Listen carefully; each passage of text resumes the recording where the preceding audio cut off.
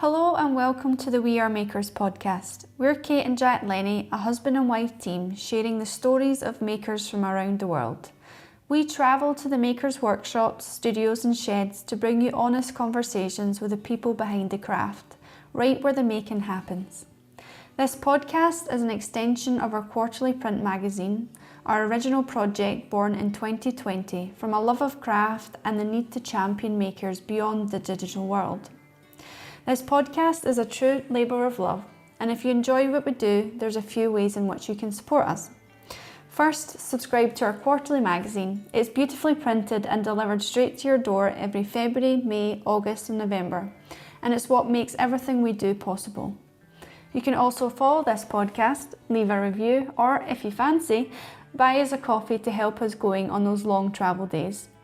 Whether you're listening with a coffee in hand or busy making at your bench, let's dive into today's episode. I suppose starting off, where are we and who are we with? My name is Daniel Swartz, and we are in rural Indiana, kind of halfway in between Fort Wayne and Indianapolis. Not too much around us out here, but nice open country. And how did you get into letterpress type? Well, it was something new that I started in 2020. I had a history as kind of being a graphic designer, and I tried my hand at illustration for a while. And although I loved illustration, it was very, very difficult for me to break into. And I got some projects and some measure of success, but I never felt like it really got traction, right? And so, life circumstances move you in different directions, and you've only got so much patience maybe and so much endurance for different endeavors.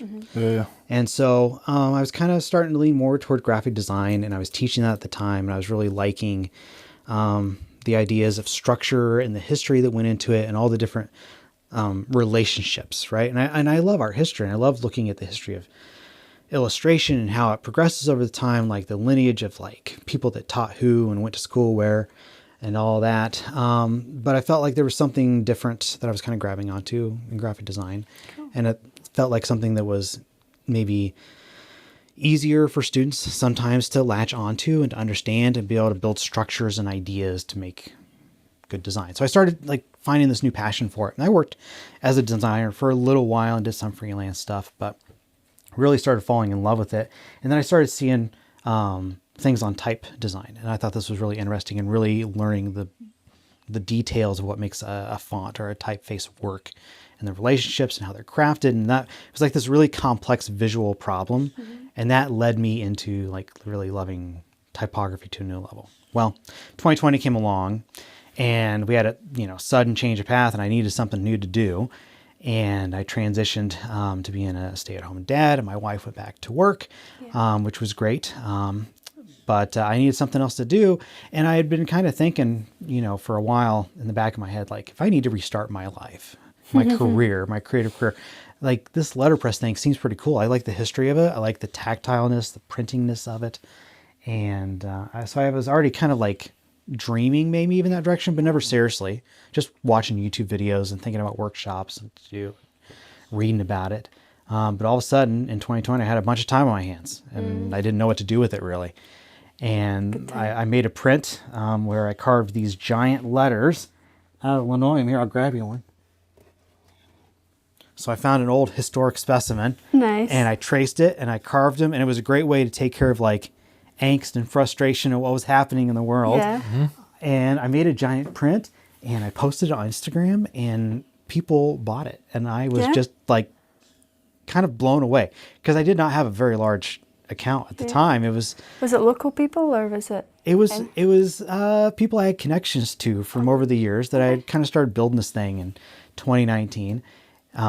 Just kind of posting like vernacular typography, like things you would find on weird signs or old cans or whatever, just kind of like respecting forgotten design, like not really clean stuff. Mm-hmm. But anyhow, I didn't sell a bunch of them, but I sold enough, and it was encouraging. And maybe what was more encouraging was like the response. Like people were really into it on Instagram, and I was like, this is exciting. And this is like more reaction than like my illustration work or my design work gets. And I thought, well, maybe there is something here.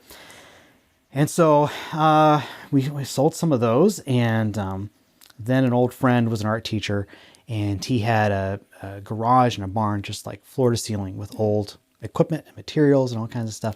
And he saw what I was doing on Instagram, and he said, well, if you're really interested in doing this thing, I've got an old press and I've got a few drawers of type. If you'll use it, it's yours. Oh, cool. I know. That's a good deal. If you use Yeah. it, Yeah, it's yours. I can sign off on that. So I grabbed the van and I went over to get this stuff. And I just remember being like slightly embarrassed because it's 2020. My life has just kind of been flipped on its ear. Mm-hmm. But also I had this idea of doing this thing, but I did not know enough about it to like have a good conversation with him. I didn't know the terminology. I didn't really know the process. I had vague ideas from YouTube videos of what this would look like. And I didn't know that any of this would happen. And so he was very gracious, very kind, and helped me pack it all in the van. Mm-hmm. And I haul it back here. And I was like, well, I guess I need to get started, right? I need to do something. I didn't have this space cleaned up yet. I didn't have a space for this little proof press. But I took some old type and I used some magnets and I attached it to a back of a cookie tray. Okay. And I hand inked those and I hand pressed the paper on it because it was my only option. Yeah. And I posted those on Instagram and those sold too. And people were really enthusiastic about it. So I don't know if it was the work or if everybody was bored in 2020, but it was enough to like get me going, you know? Yeah. You just got started. Yeah. And it wasn't supposed to be like the main thing. I was planning on going back into illustration, and design probably was going to be the bread and butter. But after, a year or so, those just were not panning out and I was not able to make that thing happen again. Mm-hmm. But this little like hobby thing that I was kind of doing on Instagram. This is your calling to do this, yeah. It was resonating with people. And so you just kind of find your path based on what works. And so I absolutely. kept going in this direction. That's really cool. So at what point did you decide that you were going to drop the illustration and the graphic design off and just go for this full time? I don't know. It was a year and a half, maybe, something like that. And I mean, there's a lot of other stuff going on. I was doing some remodeling projects. I had one graphic design gig that came through from a friend that occupied like 4 months. Right. And that was exciting. And I was like, well, maybe this is it. And this can be new portfolio stuff and I can get back into it. But all the cold calling email thing, right, or the networking, it wasn't landing. Mm-hmm. And, looking back, everybody's budgets were super tight in 2020. And then 2021 as we're trying to like recover. So the opportunities weren't there and I didn't have like a strong design work history. That's not what I'd been dumping my time into. Right. I've been working in another adjacent industry teaching. So I think buying trust probably was hard at that time with that portfolio, and that's okay. But I tried it for a while and kept kind of hanging on to hope, I think. But this started working more and more and I started taking it more seriously and going after it. So how long did it take before you really started to believe in this is the thing that's going to be effectively the future, right? Because you've been doing this. Yeah. So 2020. So you've been at this 5 years now. Yeah. Would you believe it's a weekly basis of trying to believe that this is the next thing? Yeah. I don't know. I would say maybe in 2023, maybe some of those first prints like really started hitting the mark of what I wanted them to be. Does that make sense? Like there's so much. You've probably heard the Ira Glass thing about the gap between like your vision and talent. Tell us. Oh, there's a great little clip found on YouTube. Oh, Ira Glass. Yeah. Talking about you can understand what quality is, you know what you want to make, but it's such a gap as you try to learn how to get there. Yeah. Okay. And I was living in that Ben quotes for like 3 years, trying to figure out how to make what this is, trying to get the materials under control. It's a big learning curve if you've never done it before. Yeah. Did you have a vision at the start of what you wanted this to be, though?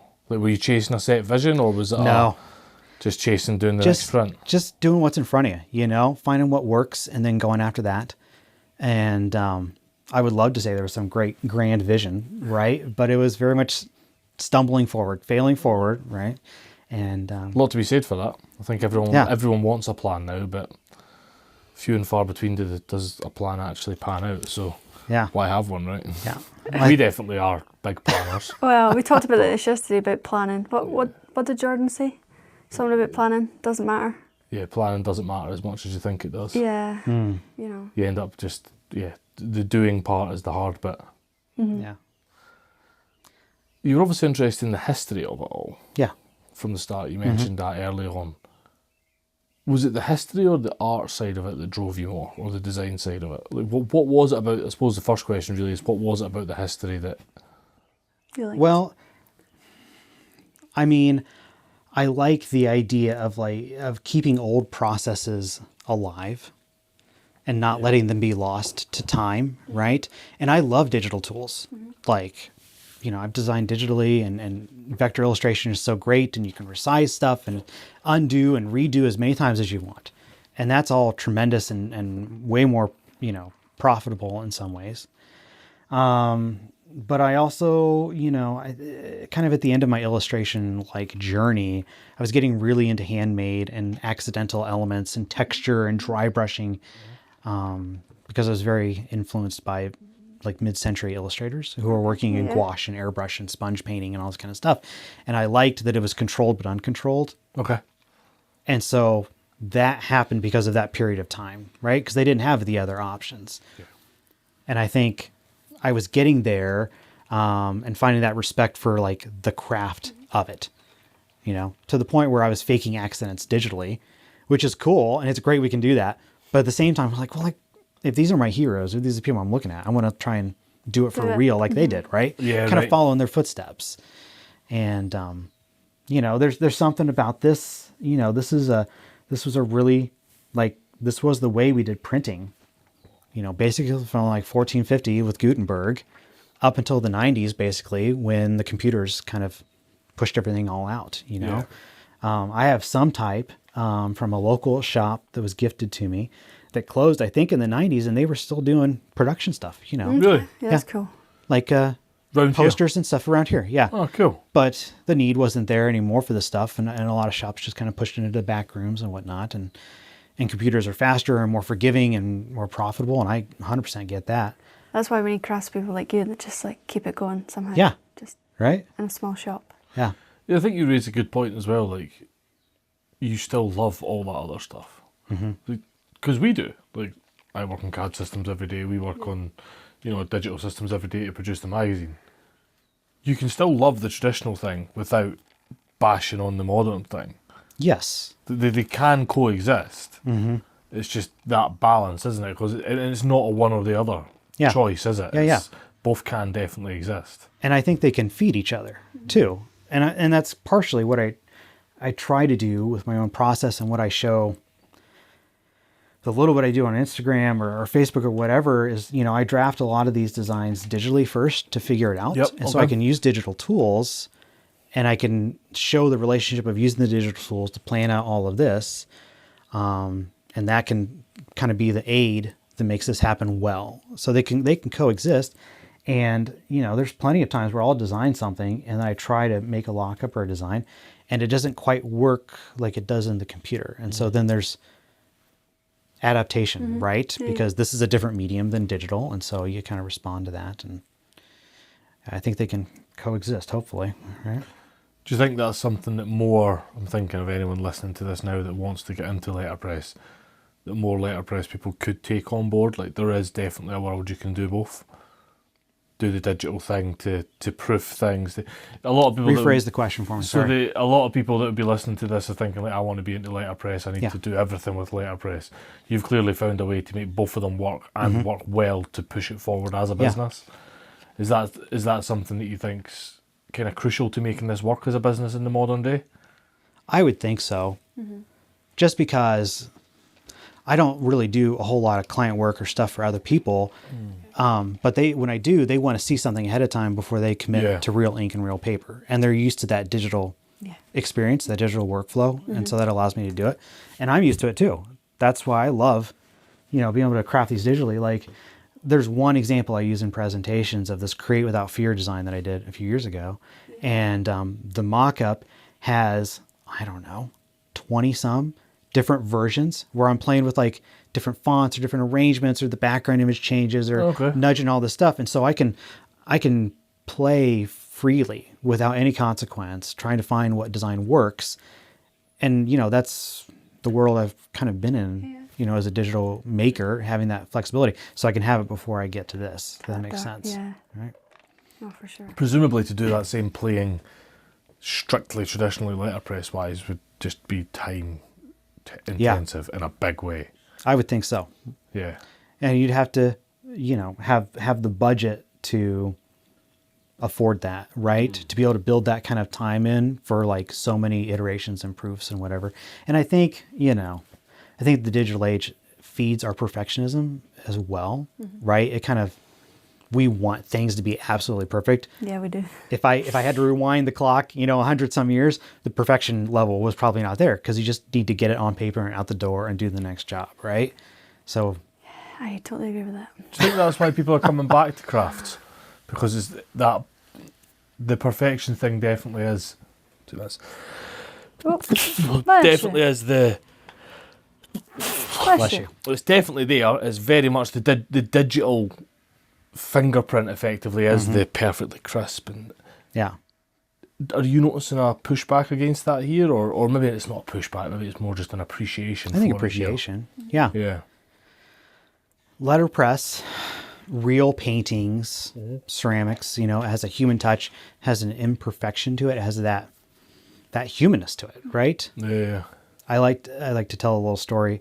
When I was a kid, like I thought the ideal art was probably cereal boxes. I would go to the grocery store and you look at the cereal box and it was so perfectly drawn and rendered, smooth and good gradients and very engaging characters. And I thought that was like the pinnacle. That's a good point, isn't it? Yeah. You never think of cereal boxes artwork, but it's exactly what it is. Yeah.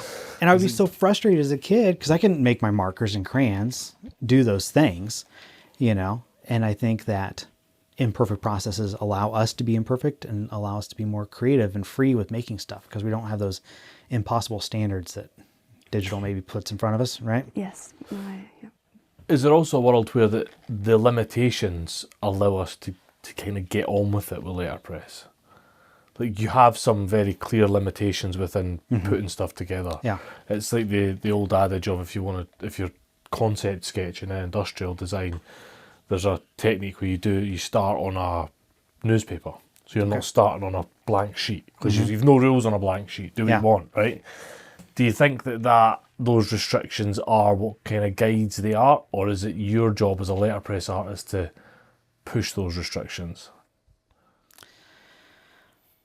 Are you saying, are mistakes in like the discovery process a good part of creativity? Is that the question? Well, that is also a good question. Let's do that question first. I think so. Yeah. Because I think that's what serendipity is. Yeah. I think that a lot can be discovered by accident that can be way better than your initial plan, Yeah. I'm thinking of, I definitely have prints where when you pull that first like version, that first one of two colors, sometimes like that calendar right there. Yeah. When I pulled it the first time with those overlapping inks, I was so thrilled with that. It was so much better than what I had drawn on the computer. And it was like exhilarating, right? Right. And just because it didn't match what I had designed or my target doesn't mean that I changed that to match the digital design, right? Okay. I stuck with that. That is the better option. Right. I was forgiving with my vision, right? Yeah. And I think that you can overshoot and undershoot with your vision, and I think that you can find better things than what you were planning sometimes, right? Nice. So that's my 2 cents on that. But I think even this was never like really my plan. And I've just kind of been figuring it out along as I go and stumbling into it in, I guess, all the right ways. But if I had held on to, I think, other things too tightly, that I couldn't have found other opportunities here. Yeah. So I suppose my question, to rephrase it, is it'd be very easy to want to get into letterpress and accidentally or purposefully, and of course if it's purposefully, has merit in itself, mimic the art that's been done in letterpress before. Gotcha. Your art, your work, whether you want to call it art or craft, and we can discuss that in a minute, is you're very much pushing it against that. If you see one of your letterpresses up against a traditional letterpress sign in the area from 20s, 30s, 40s, 50s, they're very different. Yeah. They do have more of maybe it's the digital influence, being able to freely throw things around. They're kind of off-piste, Yes. off-grid. Is that something you always came into it with, or did that evolve? Did you allow it to evolve? What was the thoughts? Well, I think I was attracted to like original letterpress, like of the golden era, if you want to call it that.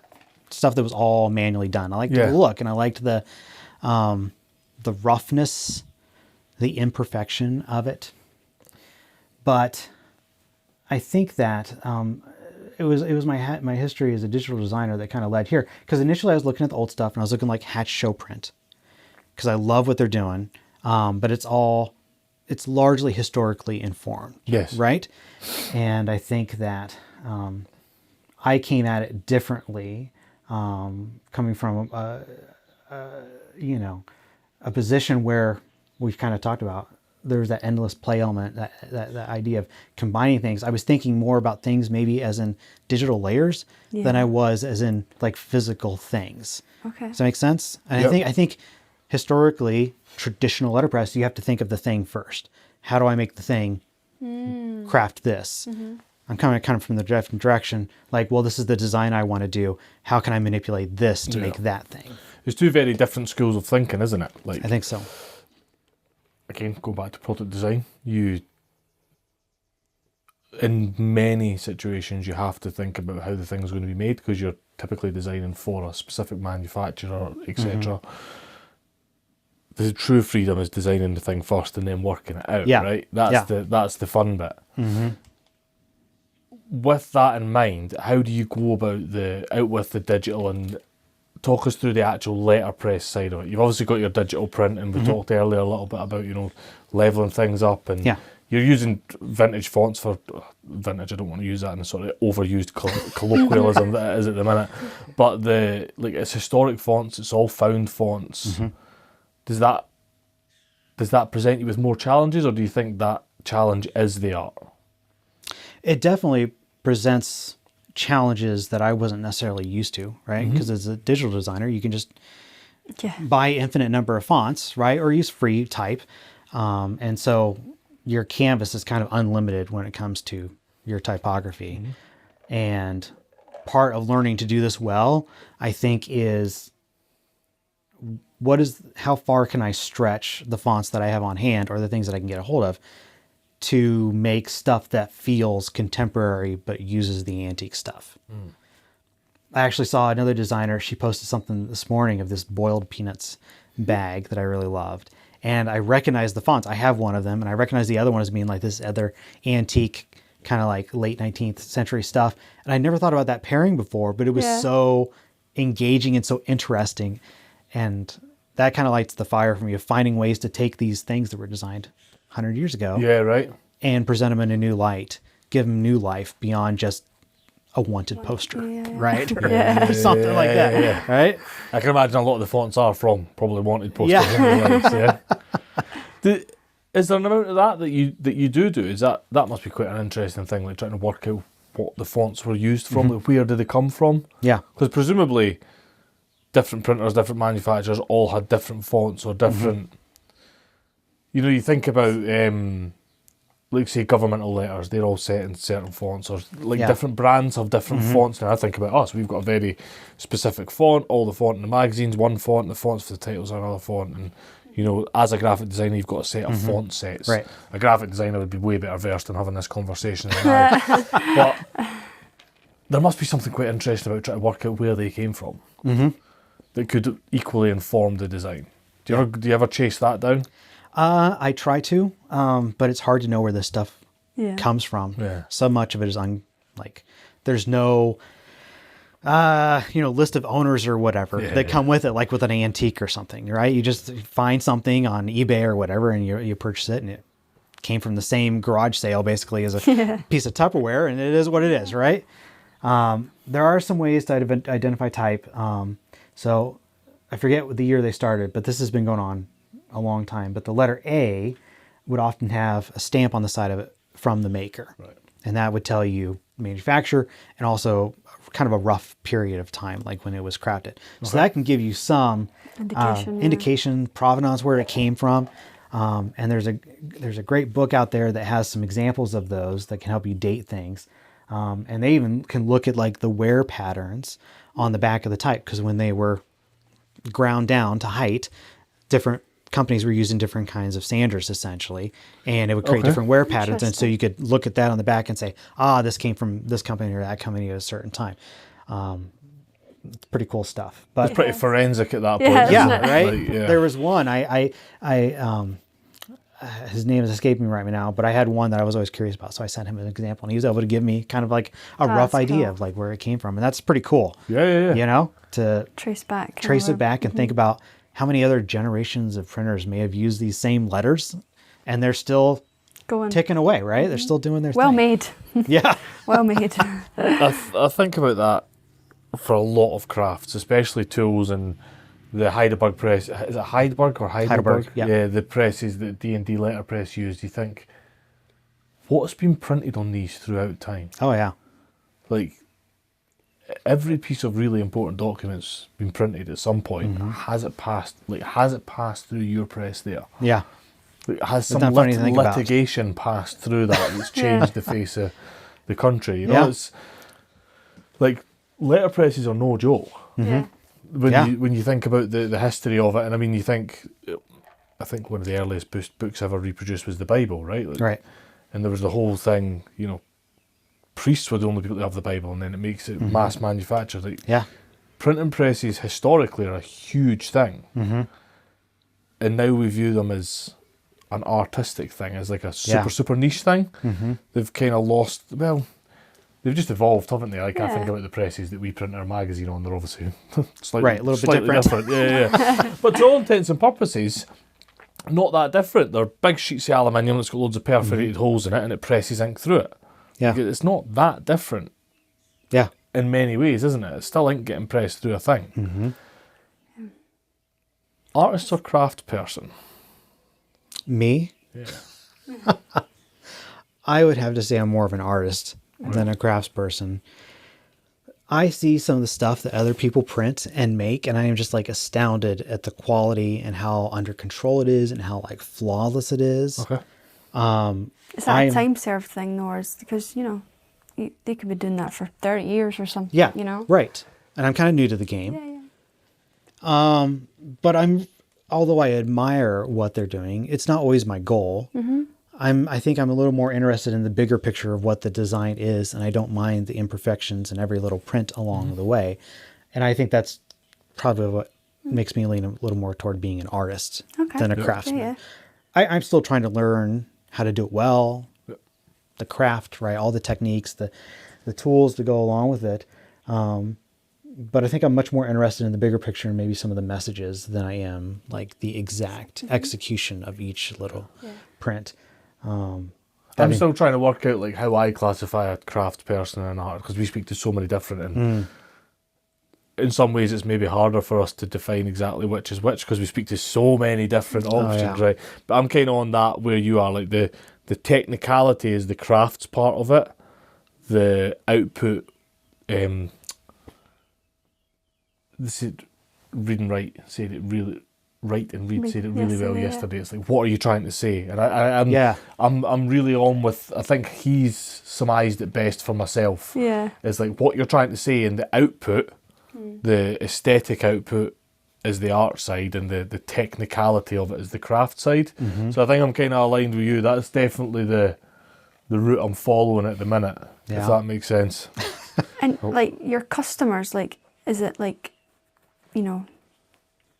brands, or is it just like customers buying off your website? It's just largely individuals. Individuals, yeah. And this is another like aspect. I thought the things that I were making would be for like a specific kind of person, like a specific audience, and I found out that is not the case. And that's fine. That's cool, right? I found another audience, surprisingly, that is much more passionate about this, and it's other people that are artists and designers and craftsmen. Because they want all this on their walls, all right? Like when they're working. And there's a connection to the history. There's a connection to the fact that it's made manually by an individual, right? And the group that I originally had in mind, because they didn't know the process, it wasn't as special, right? It wasn't as meaningful. Interesting. Does that make sense? They were too far detached from it to understand how special it was. Yeah. And sense. you can explain things to people, but that doesn't mean it's going to grab them. It's just not their thing, you know, and that's okay. And It's not your audience. It's not your yeah. customer. Yeah. Yeah, I just misjudged who I thought would be interested in this because I've never done this before. And but that's been very interesting. And I love, you know, other designers that get into this because this is kind of like the root of their craft, even though they're not doing it day to day. It gives them a way to connect, I think, to our history as a profession of designers and image makers and printers and all that. And that's cool. Who was the original clientele, customer base that you thought you would pick up? This was very uninformed, but I thought it would just be kind of like general home decor, right? Yeah, Just okay. like pretty things to hang on your wall that might be encouraging. Yep. And I have had some of those sales, and I still make some of those things, but they don't move like other things, which are more, now I'm much more oriented towards like design for design's sake, like this typography collage over here, right? Yep. That is cool. It's just because it looks cool and there's fonts people can enjoy. But that's, you know, maybe an average person isn't going to pick that up. You got to find somebody that is interested in typography specifically, and that's a much smaller slice. Makes sense? Yeah, okay. And so there's that, and then I do a lot of kind of stuff of trying to encourage other makers, other creators. I noticed that as I look around your wall. Yeah. Talk me through that. When I was in college, I had some professors that I absolutely loved because they brought together not only like good instruction of the craft and the trade, but also like encouraging you that you could do this thing that is so far removed from where you're at right now, right? You come in as a freshman and you are so far away from making great work, you know? Yeah. But that encouragement was like so amazing and so powerful to me. I kind of started latching onto it a lot. And then I started, not in a manipulative way, but seeing how influential that could be when I could provide that encouragement to other people. Does that make sense? And trying to be very intentional about like finding what people are doing well and trying to highlight that and trying to let them know that that is good. And now, since 2020, I've also become very sensitive to like being okay with and broadcasting your failures, because social media, you only get the Photoshop stuff. You only get the nice and clean, tidy story, the highlight reel. Yeah. And creativity is messy, and life is messy, and family is messy, and that's okay. And I really want to try and show other people that it's all right when you don't have it all together. Yeah, when you're figuring it out, it's okay. Keep moving, keep researching, keep talking to people. It's about much more trajectory, I think, than it is in the moment perfection. And so that's what a lot of this has started to turn into, is just trying to encourage other people to be brave and make creative stuff, even if you're not there yet. So Have you been doing a lot of that on Substack, like talking about it? yeah, Yeah, I have noticed this. that. Yeah, Yeah, it's good. It's important to mention as well, like I said when I came here, and important for other makers to realize, I never see your Instagram stuff. I always see your threads and I see your Substack when it pops up. Like, Don't know what the algorithm's doing there, but like, you know. Just I wanted to interject there because there'll be people listening to this thinking Instagram's not working. Instagram doesn't have to work. There is other platforms there. right. So tell me about your Substack, your writing career, as it were. Yeah. I had a friend who has been on Substack for a little while, and she was really enjoying it and had kind of lightly encouraged me to check it out and ask some questions. And I'd had a couple other people say, well, this might be an interesting platform. And I liked the idea of longer form articles and content to be able to express ideas. You know, you only have so much room on an Instagram caption, you know, and so you've got to be fairly succinct, and it's a different audience. It's a different writing style on Instagram, you know, than it is Substack. Yeah, the writing style is nobody's going to read it because they're too busy looking for the next video. That's the Instagram writing style, right? Yeah, and it's short and sweet writing as well, you know, which is fine. I don't mind, you know, changing, you know, the style a little bit to get the message across. But I just started thinking about this idea of dumping maybe more intentionally into this idea of helping other makers and providing some assets that they can like think about and encourage them along the way.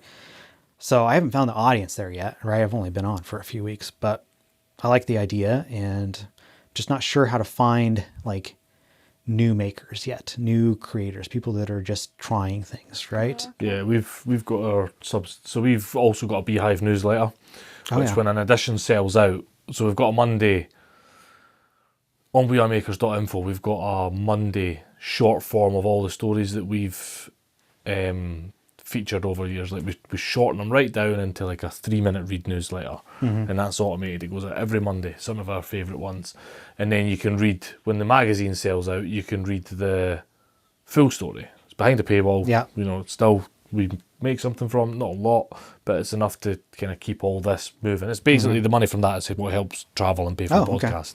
In the Substack thing, the thing is, I'm conscious with Beehive, and they are developing some apps and stuff like that as well. It's constantly dumping into people's inboxes, and I love a newsletter. Yes. I've got loads of newsletters. I do unsubscribe at times and resubscribe and all the rest of it. What I like about Substack is we don't get your newsletter to our inbox, but we do get the ping on the Substack app. Yeah, You know, it's there straight away. I think it could be a real good move for a lot of makers. yeah, You can speak at longer length. You can say what you're really thinking. And I mean, as I say, we posted 1 or 2 things on it, not a lot at all. But I think I can see more makers in the woodworks just kind of rumbling. yeah. Instagram doesn't seem to be everything these days, I think, is the long and short of it. Yeah. So you've been on it 3 weeks? Three weeks, did you say? Maybe. It's not been very long. Yeah. Maybe a month. Yeah. What are you doing? You're just trying to push one out a week kind of thing, one out every couple of Yeah, days? roughly. Yeah. And I was trying to do 2 notes a day, like one in the morning and one in the afternoon. Just so they're like little short snippets, like threads. Little snippets. Yeah. And pair an image from my library or something I'm working on, because people like the history of this, even if they don't want to do it. They want to see the pieces and how it works and all the stages and components. So trying to use those assets to kind of push the post forward. And then, an article maybe a week, but I kind of fell through last week getting ready for other stuff. Yeah. You know how it is. Yeah. But I had forgotten Substack. Another one of the reasons my friend was pitching it and pushing it and was attracted to me was that idea of it goes directly to their inbox. Yeah. You know, because there's no algorithm in the way. If they subscribe, they get it. Yeah. Now they can always want to know about unsubscribe, it. Yeah, right? yeah. You know, and that's cool. And I do kind of get frustrated with this idea that people that followed me in the past don't get to see my stuff, even if they were genuinely interested. No. Now that being said, people leave platforms all the time, right? They come in and out. So it's not always just the algorithm, right? There's other things, but I like that direct connection idea. So do I. Is there more of a feeling of, and I'm just asking for us personally now really, is there more of a feeling that you're talking directly to a person than just talking to the abyss with Substack? Or with any newsletter really? Because you're obviously writing quite intentionally at that stage if you're writing an article. Yeah. I actually think it's kind of different. Okay. It's opposite for me. I feel like in Instagram, I'm much more like stream of consciousness. Like this is the direct idea that I have like right now, and I barely clean it up at all. Whereas with Substack, I get time to sit down and really consider and review it and make it like something that is better, more formal writing. Okay. Not that it's great writing, but it's just more composed. Does that make sense? Yeah. So it's maybe a little less personal, but maybe more refined thoughts, because it's hard to keep up with a posting schedule. Oh yeah. And Kate does all of that. Like Try to do one to a the point day. where I've not. you post once a day. Once a day. Wow. Kate posts every day. Every day. I miss like maybe a day here and there for for birthday or something like that. But I'm allowed a day off. But just try just one a day. We've got so many things to share. There's always something to share. Too much to share because we get to hang out in people's workshops like this, right? That's our whole I job. wish like at night time I could go back to my laptop and upload the podcast and do a blog post, do an Instagram post, do a YouTube post, do a LinkedIn post. I wish I had the time, but you just don't. Like you're especially now. Yeah. Like all these different are platforms. so competitive. You need quite literally a person whose job is each platform. Like whose job is LinkedIn, whose job is Reddit, whose job is. It needs to be a job each. I've been streamlining over the last, especially this year. Feels like things are way busier this year. Good. And there's a some Instagram, Brock Thorne, I think is his name or something like that. He does Instagram advice. Anyhow, he was talking about how don't be afraid to repost your stuff, because if nobody saw your stuff, then nobody already saw it. So go ahead and repost it. And that has been like the best possible advice for me. So much so that I've started posting similar things on threads and notes for Substack. I can just kind of update a little bit or change the language to what I think would, for that community. Yeah, so much people are reading and seeing, like they won't remember that you posted that like last month. Yeah. They're probably like, oh, that's cool. Mm-hmm. So I've got two adages to that. The people that won't see it won't know that you've posted it twice. The people that do know you've posted it twice, it made an impact with them the first time, so they're happy to see it again. I like that. Big fan of that. The second adage is if you look at any commercial marketing or any commercial advertising, you don't see the Ford F-150 advert once. Yeah, you see it. You see it once every ad break. Yep. They say that you need to spend 7 hours in the sphere of someone's brand, or 7 touch points, 10 touch points. It's probably 100 touch points now because we're getting so much rubbish thrown at us every day. But like, all these big brands do it time and time again. You'll see a picture from the ad on a billboard as you drive past, and then you'll see the ad when you pop Netflix on at night, and it's constantly the same reminded. ad. And I think that's why we reached out to you, because we've been seeing all your posts and we're just like, you come see. I think I see your stuff daily on Threads, and it's not always your stuff. It's you talking to somebody. Yeah. And actually, what I find really interesting about that, I'm only kind of piecing it together in my head now, is you're seeing a better view of the person. Because you're seeing how they interact with other people. Sure.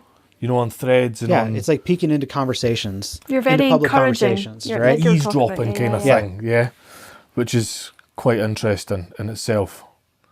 There's definitely, we could write a Substack about that. That's actually. a funny idea. Eavesdropping. This happening on Threads. That is, because you're like, there's nowhere to hide. Yeah. Because it's not always your posts I see, it's how you've interacted with other posts. And then subsequently that tends to be how I see other makers, because obviously and that's an ecosystem that I've probably not Well, paid this is much what happens attention. on LinkedIn. This is how LinkedIn works. Yeah, Kate's I'm been on LinkedIn, and Kate's been smashing LinkedIn recently. And, if you comment on somebody else's in a different network, then the people in their network will see you. It'll pop up on theirs. So, that's how I've made so many connect. Yeah, it's actually very clever. I love LinkedIn, and, not a lot of people use it in that way, but there's lots of brands and lots of people who are, might see your work and be like, oh, well, I could see that working for our brand, so it's worth looking into Interesting. LinkedIn. I've hardly done anything on LinkedIn. Yeah. Because I don't do anything on LinkedIn. Didn't even know what to do with it, right?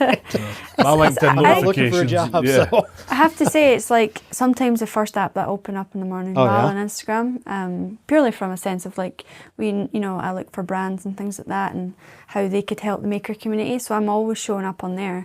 And it's just a different community of people. Yeah, different community, different algorithm, different way that it sorts and shows and all that. I've not really worked out the YouTube algorithm though, because I don't really post a lot on there, but We only really put the podcasts on there. I sometimes do a few community posts, but like I'm not really sure how that works. Right. But yeah. Don't know enough about it, to be honest. Yeah. Have you ever looked at YouTube? You're like, no, that's too much. You're like, no. No, people try to talk to me about YouTube, and I'm like, I don't know. It feels like a whole lot other of thing. production. Yeah.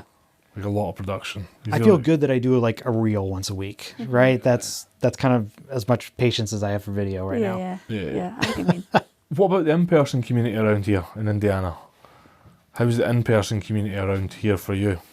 I mean, I'm in a pretty rural space. I'm not the most rural area, but there's just not a whole lot of other artists and makers around here. So I lean pretty heavily on social media. Yeah. And not just for selling stuff, but for like having other people to interact with and communicate with and develop, share ideas with, all that kind of jazz. But, there's some people in Fort Wayne that I've made some nice connections with. It's about an hour. Indianapolis is an hour and a half or so, and that's not too far away. So there's some hubs, Yeah, cool. and social media has led into those and helped us connect and that kind of thing. And then I still have friends from college that I Cool. I message all the time. I'm like, hey, what do you think about this? Yeah. Is this working or not? And they're Yeah, it's honest good to with have me. that. And, It's good to have that when there's nobody else Sounding here. board, isn't it? A good honest sounding board is quite important. Yes. That's kind of why I asked that question, because as you drive out here, there's not a lot. There's not a lot. that's It's all flat. Yeah. Super Well, flat. there's John Deere's made a killing in this part of the world, but there's not a lot else. Yeah. Like, it's very agricultural, isn't it? Yes. And Yep. big spaces between stuff, which I could imagine is quite isolating. Yeah. I like to joke that the roads are only here to get in between the fields. Yeah. Agree. Entirely agree. Yep. And that's probably, very accurate. I mean, if it was me, I probably would have taken over this whole garage, Yeah. but you've just No. chosen a little space in the back corner. For now. Yeah, for now. You're like, well, I'm thinking about it. I'm thinking. With that in mind, good segue, Kate. What would you do if you knew you couldn't fail? Oh, man. If I knew I couldn't fail, What would you, I guess it's what your dream well, would I be. guess I'd be taking out some loans. Yeah. Because I think it would be really cool to do like workshops and like really weird, kind of like esoteric, like lectures. Yeah.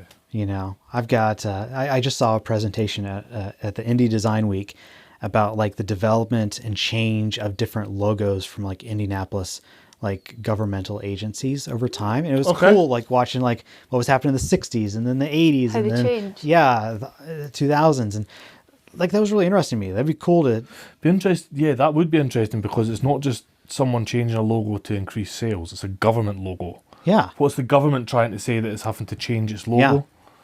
So Yeah, that that's could be cool. Or interesting. like there's one account that I follow on Instagram. I think it's called Beer Drips or something like that. But it's vintage beer coasters Okay. from all over. And it just shows different designs and typography used for this like really tiny canvas and like how have all these companies used this in the last 50 years. And that's cool. I would love to do little design surveys like that and do presentations and have Yeah. people out and geek out about, weird design stuff. You like beer cans, don't you? Design. Beer can illustration up Yeah. there with some of the best illustration on the planet, and it also happens to house a phenomenal product. Yeah. But beer coasters, album covers, and shop shingles. You know the signs that hang outside. Uh-huh. Graphically, they're all fantastic, and they're all really, really simple. Usually, the good ones. Yeah. I find them graphically that something. I'm not a graphic designer, so I'm not going to embarrass myself by using some graphics term. I just think they always look good. Like when people get them right, you're like, Yeah. it's pretty good. Well, right? it has to be such a succinct, like, piece of communication, right? Yeah. There can't be No any room for fluff. error. It's just the thing that draws you into the shop, or that one small chance at marketing. Yep. I could see that. I think that's what you done well with the magazine front cover. Like, it's not like a Men's Health that's got 20 different, read it because it's got this in it Right. and that in it and that. It's just like, this is the space. This is what's in it. Yeah. I really like that. Simple. Yeah. Simple. So, workshops. What stopped you from doing it thus far? Because I think they'd be great workshops. Yeah. There's not a huge amount of crafts that you can do a short workshop and walk away with something at the end. Yes, Yeah. that's true. Certainly not something to hang on your wall. Because it'd almost be like the sign painting workshops that Bungalow Sign or Joby Carter does, but they are multi-day things to walk away with painting 4 or 5, because they have to teach how to set out the font and all Yes. that. You're just, not just, but you're making it up in a lock, aren't you? Yeah. What's stopping you from doing workshops thus far?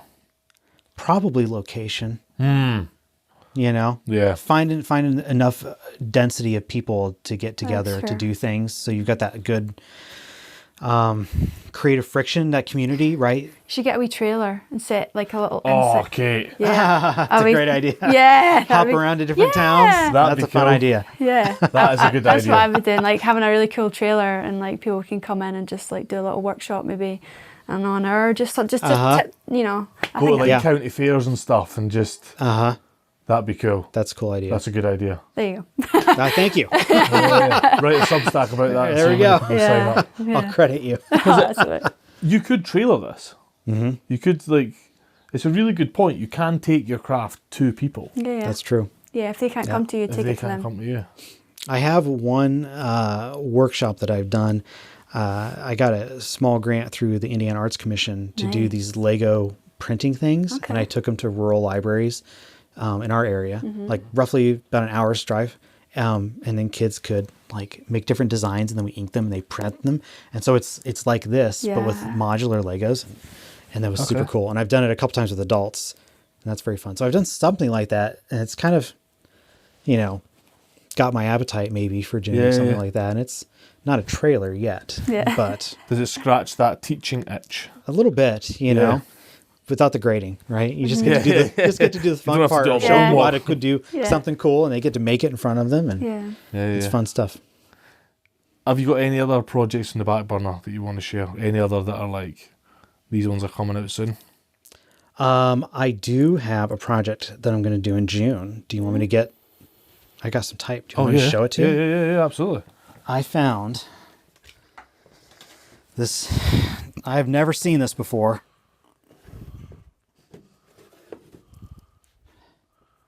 So there's this drawer. And it's this inline type. I have never seen this font before. It's obviously vintage.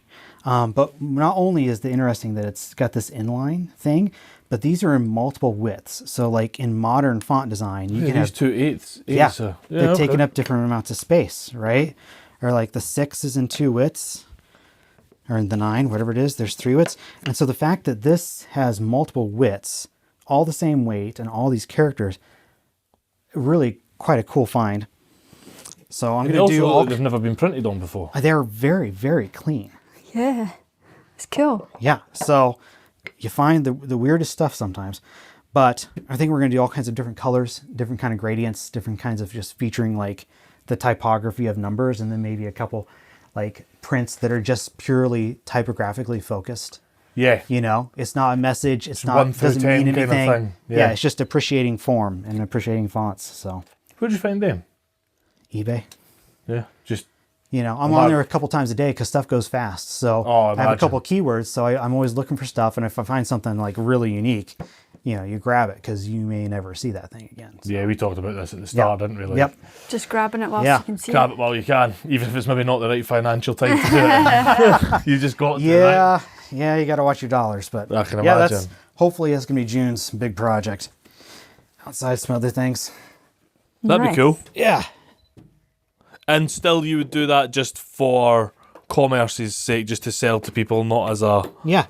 Nice. Yep. Do it purely for yourself and people will love it. Yeah, I did a 2-color 3 last year for June, and it went over really, really well. You done a what, sorry? A 2-color 3? Yeah, here, let me show you. I don't have the blocks here right now. Oh, cool, like a really deep drop shadow on it. Yeah, so this is called chromatic type, which means it has to be printed in 2 layers that are tightly registered. So there's a shadow layer and a stroke layer. Oh, okay. And so you print them independently, and then they're layered, and you get that nice 3D effect. So I did all kinds of different color combinations. People voted on them on Instagram, and we chose, you know, what folks wanted, and that's what we made. So I'm going to do something, I think, similar with that. But obviously not a 2-color print like that. That's cool. Yeah. It's cool. Yeah, I like that a lot. So the question, one of the first podcasts that we've done on this trip, the question was posed to ask to other makers, for us to ask to other makers, why? Why? Yeah. Why this? Yeah. Why? I mean, I think lots of reasons, but this just kind of seemed to fill the sweet spot of what I was looking for. Making things with my hands. Typography, I think.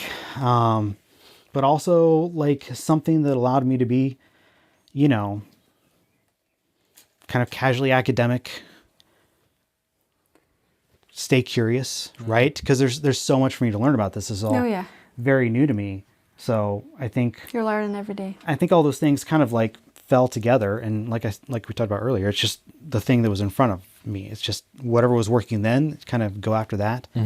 And so I think that's the why. I think the intro was typography and fonts. Like that was what kind of led me to it in the handmade element, but it's turned out to be much more than I thought it would be. And I love it, and I get to share it, and my kids get to see it, and I think that's pretty cool stuff too. So yeah, that's cool. Do your kids take a lot of interest in it? It comes and goes. Yeah. You know, One is more like interested in the fact that I do it, but doesn't want to do it himself. Yeah. You know, the other is a little more hands-on and has sometimes helped me print or has helped me sort letters or, Cool. you know, little tasks like that. And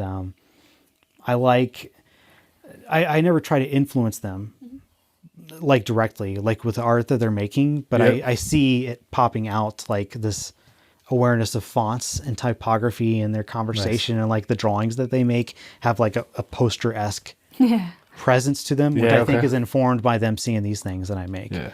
I think it's So- quite important for that, for like, we were talking about this just the other day, the real standout makers, for the most part, this is obviously not all inclusive, but for the most part, have had some sort of art influence at an early age or craft influence at an early age.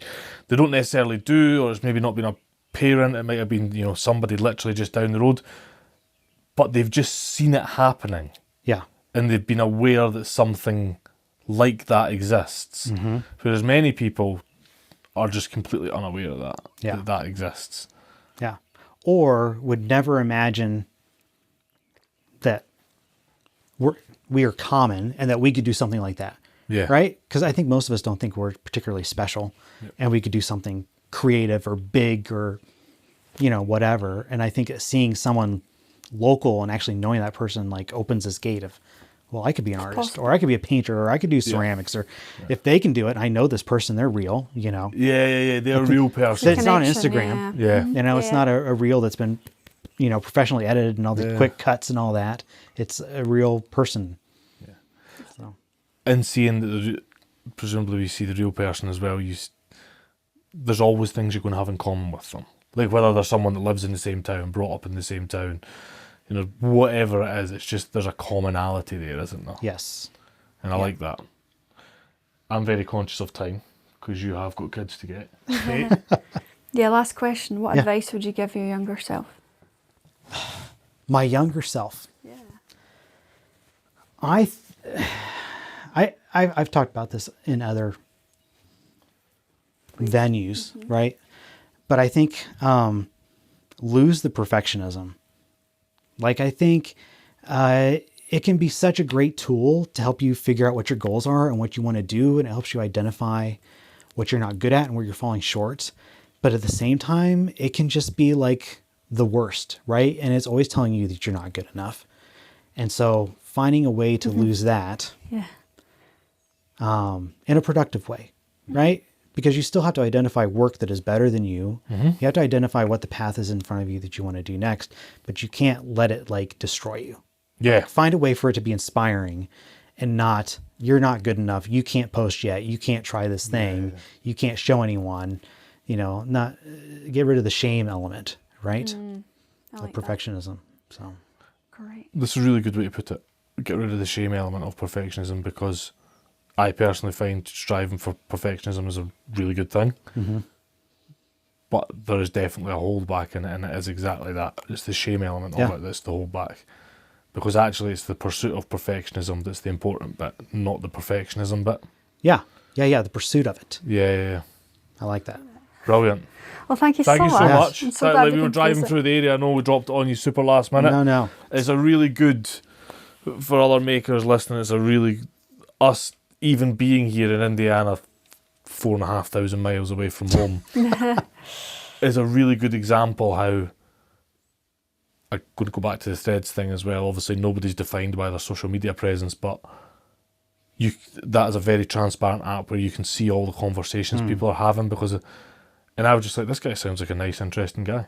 Yeah. We're going to It's showing up be all the time. within 50 miles. He's showing up Yeah. a lot. Like, why wouldn't we swing in? Yeah. This is a travel day anyway. Yeah. Like, this is a nice 2-hour stop Yeah. off on a travel day. We could have been sitting in a McDonald's having a Big Mac. Not that we. Well, I hope this was badly, better than so. bag. Yeah. Not that we unhealthily. We always eat at mum We and pop do. shops, but yeah, it's just a real good show for like, just show up as a good person online and people will take notice, Thanks. regardless of what you're doing. Yeah. Dude, thanks for what you're doing. And even just the art that you're producing, like... That's really good. Really nice. This one's caught my eyes a few times, and I'll finish the podcast with this. Live quietly, mind your... This is when everyone's going to realise I'm a bad reader. Live quietly, mind your affairs, and work with your hands. I like that. That's a good one. Yep. Simple, it works. Yep. And you're throwing good It's stuff good out advice. to the world. Dude, thanks very much. Appreciate Thank you. it. Really this appreciate is great. You're welcome. Thank you so much for listening to our podcast. If it made you smile today or feel inspired, hit follow, leave us a review, or share it with a fellow maker. It really means the world.